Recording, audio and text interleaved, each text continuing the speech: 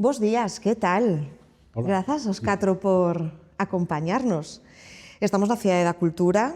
Para nós é unha honra ter hoxe tanto talento de diferentes xeracións aquí xunto. Vos sodes dos nosos creadores. Isto lle chamamos entre nós a Galicia que crea. Os vosos traballos, os vosos talentos son parte da nosa identidade cultural, que, por suposto, non ten idade. Se vos parece, imos a presentarvos recordando un pouco. Ismael Ramos, que tal? Hola, Como que tal? estás? Bo día. 32 anos, profesor, escritor, unha das nosas voces da poesía. Falamos moitísimo do teu talento este ano con ese premio O Henry, dice así, 2026, que só teñen xente como Sally Rooney. Pero foi por narrativa. Sí. Pero ese premio é por un texto en galego. Como te enganchaches ti a isto das letras? Porque creo que esa facías un calendario destos de chaval, de premio, o que me vou a presentar. Esa foi a parte xa de querer ser escritor profesional, que son cousas distintas a como se engancha un a escribir.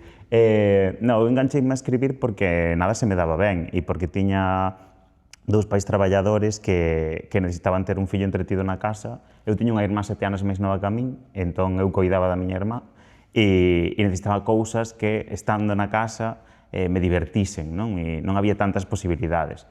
Como era moi lector, me gustaba moito ler, etc., nun momento determinado, cando tiña 10, 11 anos, miña nai lera unha destas notas informativas que mandan dentro da escola e vira que había un concurso literario e me dixo miña nai, pois hoxe vas a escribir un poema, non? E ese foi o primeiro poema que escribín.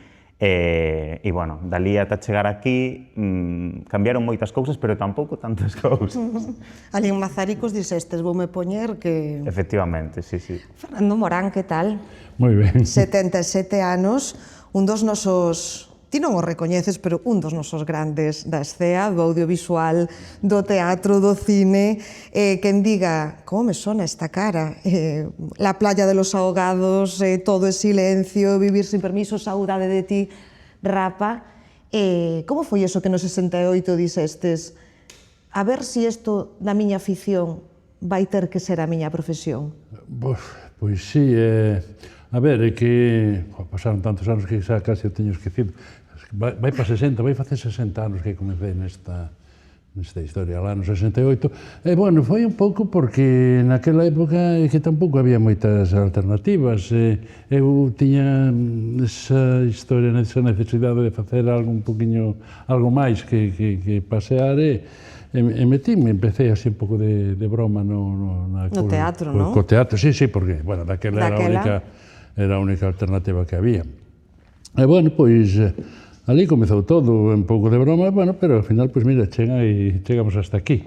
Candela Lis, de 26 anos, que tal? Que tal, gracias. Recén chegada do Porta América, sí. Cantante, músico multiinstrumentista, está ben, compositora, productora, autoproducción. Caos, o seu álbum debut, vai a vir algo novo agora en setembro. Sí. Pero eras unha nena xa pegada a unha guitarra, porque ti tuvestes unha banda moi noviña, ¿no? Sí, yo simplemente siempre he sido una persona creativa y siempre me ha gustado estar, pues eso, dibujando, pintando, haciendo cosas y la música simplemente es una rama en la que me siento muy cómoda y ya desde muy pequeña me gustaba mucho y así acabé. Obsesionada pola música, din por aí. Sí, bastante. Mariela Aleixandre, que tal? Como estás? Moi ben. 78 anos, é correcto? 79. 79. Perdemos aí o cumpleanos. Son do 1 de maio. Premio Nacional de Narrativa por As Malas Mulleres e en tantísimas outras cousas, poemas, contos, novelas académica da Real Academia Galega, que aprendiche a escribir, dis que redactando panfletos. Isto é así, na Resistencia? Isto é así porque as revistas máis interesantes que había cando eu estaba na universidade eran clandestinas, entón, pois aí foi as primeiras cousas que eu escribín. A ver, sempre, cando unha fala de como escribir ou de autos autobiográficos, inevitablemente mete algo de literatura, pero sí. Como credes, Fernando, que ven a cultura galega desde fora? É moi descoñecida en concreto a nosa profesión. A xente non sabe, non coñece o que realmente hai, que hai moitísimo traballo detrás disso. Nos aquí tivemos un momento de esplendor, se nos referimos en concreto á Televisión de Galicia, no que había moitísima produción, e unha produción además de moitísima calidad, que creo que non se chegou a explotar o que debería, non? Entón, nese sentido, bueno, pois agora é que se sumou totalmente. E sí que é certo que, bueno, que despois hai produtoras que están traballando moito en Galicia, e curiosamente a maioría delas surdiron daqui, non? Se falamos de Bambú, de Porto Cabo e demais, toda a xente que saiu daqui, da Televisión de Galicia, de voz audiovisual e demais, non? Pero, bueno, entón, sí que se está facendo produción audiovisual, pero, bueno, é que as cousas mudaron moito, non? É dicir, o mundo das plataformas, o cinema, pois, xa non ten nada que ver co que era, en fin, é un pouco... Está un pouco mesturado. Ismael, como se nos ve? Como sintes ti que se nos ve desde fora? É difícil dar unha resposta a iso porque haberá múltiples visións, non? Penso que coa cultura en xeral acontece que hai unha parte pois moi exotizante, non? Moi apegado ao estereotipo, penso mesmo no cine, eso acontece moito, non? Todas estas pelis españolas que veñen a estas rexións de lingua cooficial e culturas un tanto tal, e de repente parece que están entrando, no Carnaval do Río de Xaneiro, non? E en realidade, pois non, están retratando unha vila galega, pero en base a moitísimos estereotipos. Creo que existe esa mirada moi estereotipada e repito, como exotizante, porque nos convirte como en algo que non somos. E despois, por outra banda, pois existe todo o contrario, non? Creo que existen produtos culturais en todos os eidos de enorme prestixio, de enormísima calidade e que si atopan recoñecemento pois, en moitos lugares. Non? Pois, no caso da literatura, pois, a través de premios internacionais, da presenza en festivais, feiras, a través dos premios nacionais tamén, non? Que concede o Ministerio de Cultura. No caso do audiovisual, pois xa, nin digamos, non? Pois, en festivais internacionais de todo tipo, festivais nacionais tamén, non? Como no Festival de San Sebastián, por exemplo, o Corno, hai un novo cinema galego impresionante. E na literatura acontece parecido. Eu creo que hai como unha parte importante da nosa literatura, por non dicir quizáis a parte máis importante da nosa literatura, que é unha literatura dun risco moi alto, dunha exixencia, eu diría que tamén moi alta, e que consegue acadar certos públicos, ocupar certos espazos, moitas veces, malia que esa non é a imaxe que máis se quere exportar ou se quere dar a ver de nós, non? Entón, moitas veces iso vai no esforzo, iba a dicir no esforzo das autoras, dos autores, das creadoras, das creadores, pero penso que é un esforzo cidadán, non? Eu penso que hai como unha base cidadá que é quen está dando esa outra imaxe de nós e quen sostén esa imaxe da cultura que realmente queremos producir e que producimos. Marilar, estamos dando ou temos a consideración que debe ter a cultura galega máis alá de Galicia? A cantidad de premios nacionais, non? De poesía nova, que Ismael, pero antes Albacid e antes Gonzalo Hermo, non? De poesía narrativa, eu son a primeira muller, pero xa houve antes 4 homes. Entón, é un recoñecemento que ás veces eu falando cos autores de Cataluña e do País Vasco, é que como tedes tantos, non? Ben, eso significa que é vizosa nese sentido. Pero, por exemplo, Tanxugueiras é un fenómeno que fora de Galicia tamén é un recoñecemento a música que se fai aquí. E agora, dando a volta e vendo a relación da cultura co pobo galego, porque en realidade a cultura bebe do pobo. A cultura musical, gran parte dela, por suposto, hai rock, hai todo eso, eu sou moi amiga de Julián Hernández, de Siniesto Total, hai de todo, pero eu creo que o dedicarlle o Día das Letras ás cantareiras é un pouco devolver por parte da Academia e decir que todo eso ven do pobo. E despois unha cousa que é interesante é o que di Ismael, porque é a literatura de alto risco. Eu digo porque a min dime ás veces, quizáis non coas malas mulleres, pero coa última, por exemplo, As bocas cosidas, é difícil. É difícil para os lectores e as lectoras. Por qué? Porque non é unha novela en fin, negra, o sea, non é lineal, vai saltando dun personaxe a outro, de unha época a outra. Claro, é que, quero dicir, eso é interesante, darlle a xente que lee algo non que teña que poñer un esforzo. E eu creo que aí a poesía, a narrativa galega está aí niso, e eu creo que ten un recoñecemento o cal eu non me diría en bestseller, porque digamos que eso é outra historia.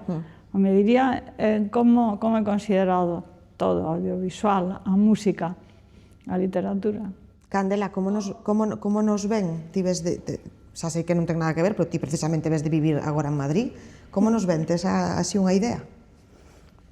Pois, para min, eu son moi optimista coa escena galega, creo que hai moitísimo talento e que ademais a nivel de estilo cada vez estamos como máis influenciados polo de fora. Entonces tamén se está dando como un lavado de cara ao que ven sendo a música tradicional galega e creo que se valora moito o talento galego fora. Sí que é verdade que a nivel de actividade cultural, pues Galicia frente a Madrid, por exemplo, hai menos industria, hai menos axentes culturais, menos oportunidades, pero eu penso que cada vez hai máis. Entonces, vamos bien. Vos sodes de xeracións, aquí estades separados casi por bancadas, sodes de xeracións moi diferentes. Neste flanco, gustaría que me dixerades en curto que foi o máis difícil da vosa carreira creativa, a maior dificultad, Fernando?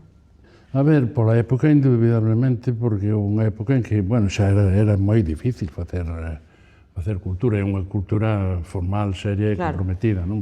Facer ese teatro nos 60, nos 70, por exemplo, sería unha boa misión, vaya. Sí, era unha boa misión, pero vamos, unha misión moi complexa, é dicir,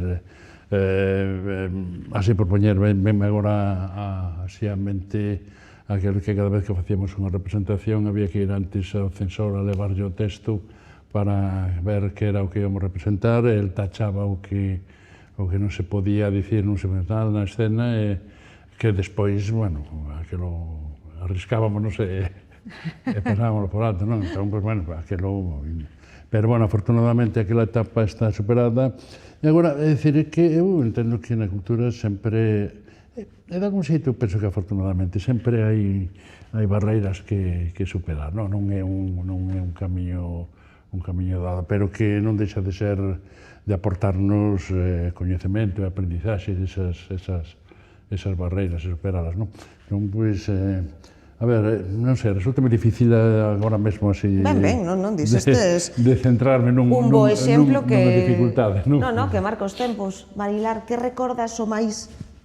Claramente, eu creo que até hai 10 anos, non moito máis, o que escribíamos as mulleres non se lle facía ningún caso, cero caso. Éramos consideradas intrusas, radicalmente. E eu teño un exemplo recente, que en 2024 recuperouse un volume de relatos, Lobos nas illas, que é de 1996, e que saiu en castelán en 2001, en Lumen, unha editorial. Pois daquela, isto, a ver, houve algunha reseña eloxiosa, pero pasou, ese libro reaparece primeiro en castelán, en 2022 despois, e entón, de pronto, hai un montón de reseñas e a xente di, pero isto está escrito no 96? Eu digo sempre que non escribo para a mesa de novidades, pero que vese de outro modo. Recoñécese que aí hai o primeiro relato na literatura galega de violencia de xénero, de maltrato, terror na madrugada. Recoñécese que aí hai tamén un dos primeiros relatos sobre amor homosexual, é dicir, cousas que estaban, 96, pero non se vían. Que sonaba outro día, 96. Non, pero é porque as mulleres éramos aí intrusas, non? E realmente isto, pois, a ver, hai moitos exemplos, pero vamos, por non estendernos. Sí, Candela, cal é a dificultade que ti vives neste presente, vos que tendes unha carreira evidentemente máis curta, para abrirte paso, neste caso, na música, na composición, na produción? Porque isto que ti produces os traballos. Sí, eu podería dicir un pouco o mesmo tamén no caso de que tamén son muller e si sinto que no ámbito musical as mulleres sempre teñen que demostrar o triple que un home para logo ter menos reconocemento al final. Entonces, bueno, máis allá da parte de desigualdade que é super evidente, o sea, como que cada vez sorprende máis que haya mujeres produciendo e que haya mujeres ocupándose de toda la carga artística cuando hai muchísimos hombres que sí, ¿no? Entonces, bueno, eu diría que no meu caso, dende que empecé, o máis difícil foi como que se xa é difícil ser bo músico e facer boas cancións e hacer boas actuacións maiores, tes que ser tamén bo empresario, levar as redes, hacer todo. Entonces, como que non hai tempo para todo. Ismael. Pois eu diría, bueno, por unha banda, o que xa dixen antes, non, que sinto que moitos dos principais, o sea, das principais creacións culturais que a mí me interesan parten dunha base, da base cidadá, e a base cidadá ás veces é moi precaria e pasa moitas dificultades e precisaría o mellor un apoio institucional máis forte, non, por exemplo, pero se penso en min mesmo e no que eu sinto mentres escribo, mentres publico, se traduce, etcétera, etcétera, etcétera, creo que a dificultade máis grande está por vir, e non é tanto unha dificultade como unha incertidume, non? Unha incerteza, porque, claro, eu tiven a sorte, teño a sorte de pertencer a unha xeración que se educou maioritariamente en galego, porque o decreto do bilingüismo non chega ata o 2010, o cal xa estaba prácticamente rematando o instituto, que viviu un momento de esplendor da televisión de Galicia. Entón, eu son aínda dos últimos que viviu un bo Xabarín Club, que tivo acceso a todas estas ficcións de calidade das que falábamos antes, non? Pois desde Mareas Vivas ata Matalobos, e tal, o sea, digo, con todas as series que hai no medio.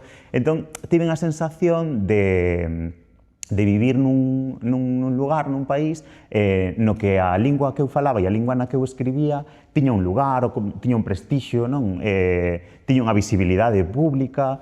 Claro, todo iso, dende que eu publiquei o meu primeiro libro, que foi hai 10 anos, agora foi mudando, o sea, foi mudando e ademais foi mudando de xeito preocupante, foi mudando moitas veces ante o negacionismo de que iso mudaba, non? Constantemente se dicía, non, a maioría da poboación fala galego, e era certo, pero claro, o problema era que se rompera esa transmisión da lingua, non? Porque a maioría da xente falaba galego porque estamos nun país que embellece, ademais moito, e no que a maioría das falantes e dos falantes non son xente nova, entón non había, o sea, está demostrado que non vai haber ese relevo de todo, e que agora hai que facer algo para que iso non suceda, non? O sea, para evitar iso. Claro, como escritor en galego, por exemplo, son consciente de que non toda a xente que me lé e que mesmo me lé en galego é galego falante.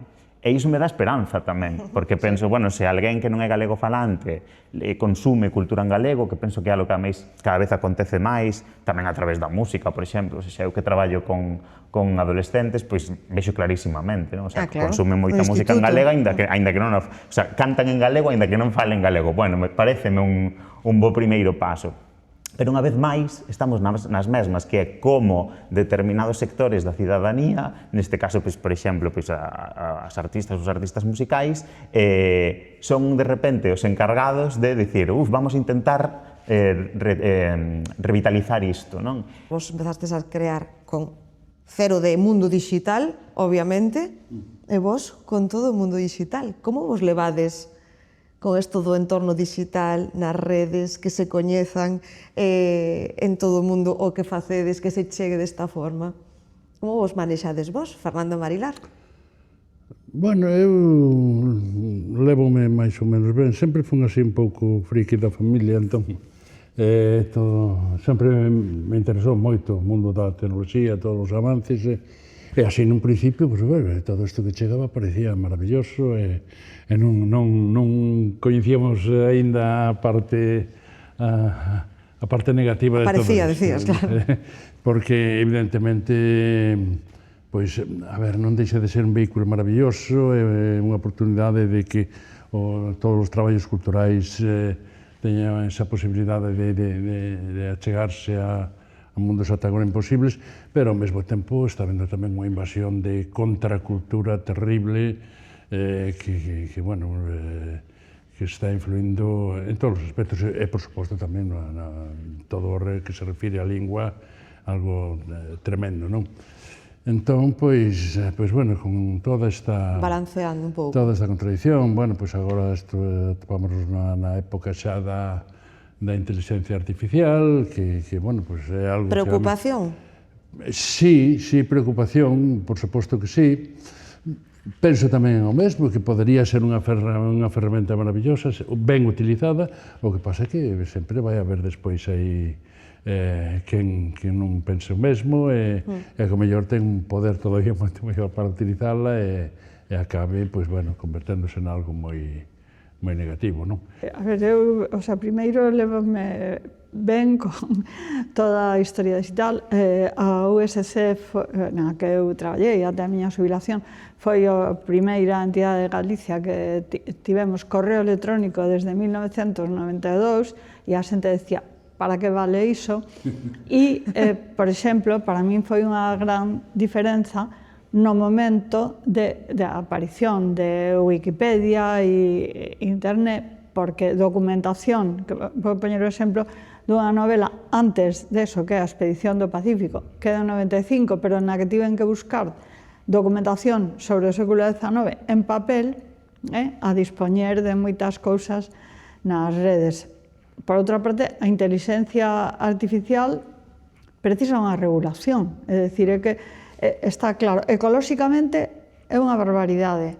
O sea, o lugar onde se instala a auga desaparece para a poboación. E, bueno, o consumo dos recursos. Tremendo. E, por outra banda, quero dicir, é que se resulta que se poden utilizar, e aí sabes todo o problema que hai, o que producimos, a xente que creamos, e eu estou pensando tanto na literatura como, en fin, na miña faceta profesional sobre pensamento crítico, que é o que investiguei. Eso, poden utilizalo para entrenar a estes seres, pois eu creo que simplemente o que necesita é eso, pero a Unión Europea, que podía regulalo, pois parece que está entregada de pés e mans a cobiza, non hai outra forma de chamarlo, porque xa non é, digamos, hai uns empresarios, emprendedores, non, hai un lobby, mafia, porque ese é o nome, dun grupo de xente sionista, porque todo este grupo, Mark Zuckerberg, tal, son todos colegas de Harvard, xudeos sionistas, porque hai xudeos que non son sionistas, e estes son os que manexan a inteligencia artificial e os algoritmos. Entón, aí temos que, digamos, temos que regular con todo e que a tecnoloxía está aí e non ten cosas boas. Aí escribe fatal, quero dicir, agora mesmo. Menos mal. Pero, sí, pero agora apunta a Marilar. O problema da traducción? Na traducción vai traer moitos... Bueno, xa está traendo moitos problemas. Sí, nas axencias de traducción, por exemplo, xa hai esta cousa de... Existe o termo de que se xa... O sea, de mercar traducción humana, non sei como, porque xa existe outra. Aí vai ser un... Creo que pode ser un gran problema. Aínda así, todos confiamos sempre en que hai unha certa excelencia humana, en realidade, que decir, un traductor humano sempre se vai diferenciar de aí en nas escollas que faga, na voz que construa, etc., non por pensar na traducción. Pero, bueno, a min realmente de ter medrado xa, efectivamente, como en internet e con internet de man, etc., que coincido ao 100% co que dixeron Fernández Marilar, que decir, eu vexo todas as vantaxes, tive a sorte de medrar con elas, por exemplo, tive a sorte de poder estar lendo a través de blogs, etc., cando había blogs e todo isto, de estar lendo autores que tiñan a miña mesma idade e que estaban producindo noutros países do mundo nese momento, e ao mellor ni sequera publicaran nada en papel, non? O sea, é algo extraordinario, iso, por exemplo. Conectar tantísima xente Desde logo é a parte boa. Iso é como extraordinario, pero claro, no momento presente, pois o que máis me preocupa é iso, o sea, que sexa un espazo non regulado, que a maioría da poboación e non só a maioría da poboación, sino que as institucións tamén case parece que negan que é unha empresa, o sea, un espazo privado, o sea, estamos lle cedendo os nosos datos, a nosa identidade, a construción da nosa identidade, estamos lle cedendo a nosa atención cada vez máis escasa, cada vez máis dominada a unhas empresas e isto parece que non fose así, non? O sea, parece que internet fose a rúa e internet non é a rúa é outra cousa. Entón, iso é o que máis me preocupa. De feito, creo que cada vez máis a xente, o sea, cada vez máis hai xente nova moi polarizada respecto disto, o sea, como moita xente que abraza totalmente internet, a IA, tal, non sei que, e moita outra xente que eu aí inclúome en parte porque cada vez son máis reticente, cada vez nos afastamos máis, intentamos pasar menos tempo nas redes sociais, intentamos empregar menos recursos digitais, etc. Porque tamén chegamos a un momento no que sendo críticos e críticas somos capaces de ver pois desde o espolio natural e o problema ecolóxico que supón ata pois o que están conseguindo. Eu non sei, que eu penso eso, nos adolescentes os que traballo, penso na cuestión, simplemente penso xa na cuestión da atención, na cuestión do que se valora e non se valora. Na súa creatividade, na súa... no empobrecemento da linguaxe, o sea, hai como tantas cousas relacionadas co uso destas plataformas e co que estas plataformas queren facer de nós que cada vez eu vou dando como pasiños un pouco máis atrás e me vou afastando un pouco destas ferramentas. Penso un pouco como a ti, na parte de que, ao final é unha herramienta máis. Eu non a utilizo musicalmente, pero sí, coñezo a xente que a utiliza sonora, compositivamente, de moitas formas. Penso que é unha herramienta que o difícil é ver que é un arma de doble filo, que ten moitas vantaxes, pero tamén nos deixa con carencias na parte tamén de cultural e polarización de opinións, as redes. Pero aí en concreto eu a vexo como unha herramienta, creo que sempre que este regulada e que este un pouco a xente concienciada, non é nada máis que iso. Ao final creo que se integrará como unha cosa máis que utilizamos para hacer sonidos e hacer música. Imos rematar, que xeración o tuvo máis difícil? Eu aí apunto que todos vivimos o mesmo momento histórico e este momento histórico é moi difícil para todas as xeracións. Sabíades que iba a caer isto. Para toda a creación en galego, eu creo que a situación da lingua é un condicionante, como dicía Ismael. Hai que parar este valo porque creamos en galego para Galicia. Marchamos? Candela, quen o tivo máis difícil? Non sei, a verdade. Eu penso que a miña xeración ten moitas cosas a súa favor, simplemente, o contexto tamén está moi saturado e complicado, pero... É moita incertidume. Sí. Fernando, marchamos, breve. É que non o teño nada claro, decir, nos tivemos moi complicado. Obviamente, nacimos en dictadura e vivimos aínda durante bastantes anos en aquelas condicións. Pero agora tampouco vexo as cousas moi toadas. Os desafíos vanse actualizando. Si, esa liberdade, non sei, por suposto que sí, hai que defenderla, vamos, eu defendo a morte, pero bueno, supoño que eso é cuestión de regular, non sei. E de pelexar. Sí, e por suposto hai que seguir na loita, Grazas aos 4. Un placer. Ímonos despedir, non nos esquecemos, porque hoxe tamén honramos a Rosalía.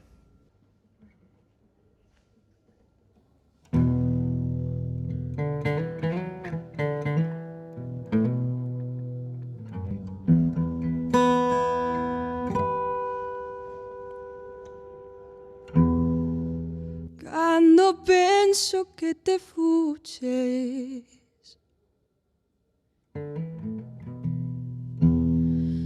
negra sombra que me asombras,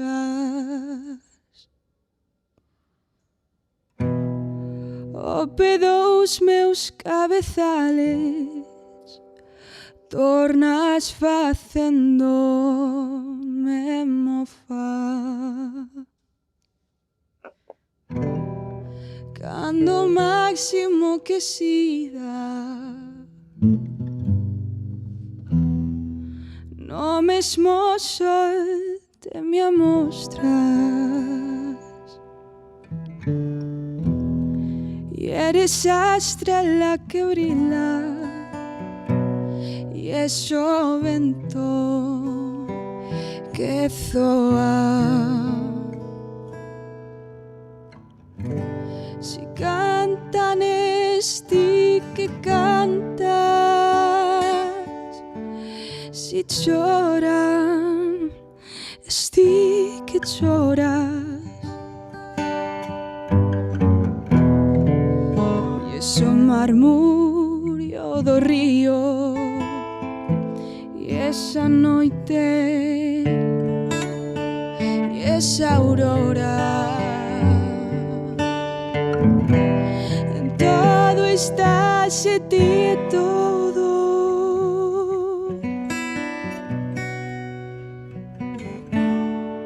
Para min e min mesma mora.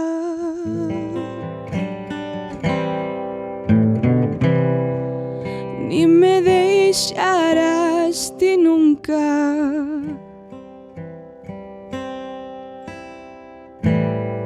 Sombra que sempre me asombra.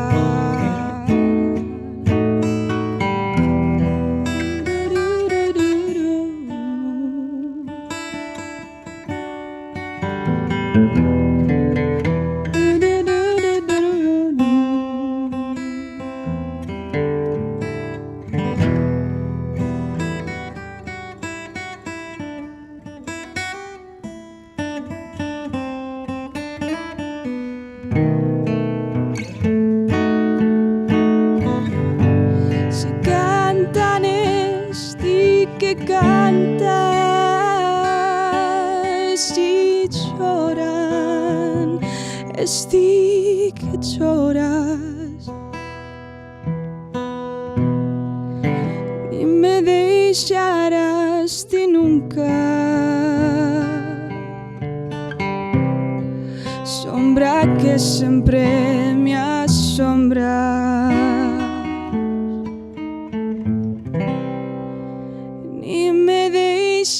Deixarás ti nunca.